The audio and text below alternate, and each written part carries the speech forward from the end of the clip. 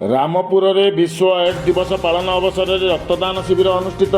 ମିଳିଥିବା ସୂଚନା ଅନୁସାରେ ଆଜି ଅପରାହ୍ନ ପ୍ରାୟ 1 ଘଣ୍ଟା ପର୍ଯ୍ୟନ୍ତ ସୁବର୍ଣ୍ଣପୁର ଜିଲ୍ଲା ରାମପୁର ଆୟୁଷ୍ମାନ ଆରୋଗ୍ୟ ମନ୍ଦିର ପ୍ରାଥମିକ ସ୍ୱାସ୍ଥ୍ୟ କେନ୍ଦ୍ରରେ ବିଶ୍ୱ ଏଡ୍ସ ଦିବସ ପାଳନ ଅବସରରେ ଏକ ରକ୍ତଦାନ ଶିବିର ଅନୁଷ୍ଠିତ ହୋଇଯାଇଛି। ରାମପୁର ଗ୍ରାମ ପଞ୍ଚାୟତର ସରପଞ୍ଚ ଶ୍ରୀ ମନୋଜ କୁମାର ପୁରୋହିତ ମୁଖ୍ୟ ଅତିଥି ରୂପେ ଯୋଗଦାନ କରି ଏହି ଶିବିରକୁ ଉଦ୍ଘାଟନ କରିଥିଲେ। ଏହି କାର୍ଯ୍ୟକ୍ରମକୁ ସ୍ୱାସ୍ଥ୍ୟ ଅଧିକାରୀ ଡାକ୍ତର ପଦ୍ମନାଭ ପଣ୍ଡା ଓ ଡାକ୍ତର ଆନନ୍ଦ କୁମାର ମେହେର ପରିଚାଳନା କରିଥିବା ବେଳେ ଜନସ୍ୱାସ୍ଥ୍ୟ ସମ୍ପ୍ରସାରଣ ଅଧିକାରୀ ଶ୍ରୀ ଶେଷଦେବ ଥନାପତି, ଫାର୍ମାସି ଅଧିକାରୀ ଦେବାନନ୍ଦ ନାୟକ, ସରସ୍ୱତୀ ମେହେର, ଅହଲ୍ୟା ମେହେର, ସନତ ରଣା ପ୍ରମୁଖ ଉପସ୍ଥିତ ଥିଲେ।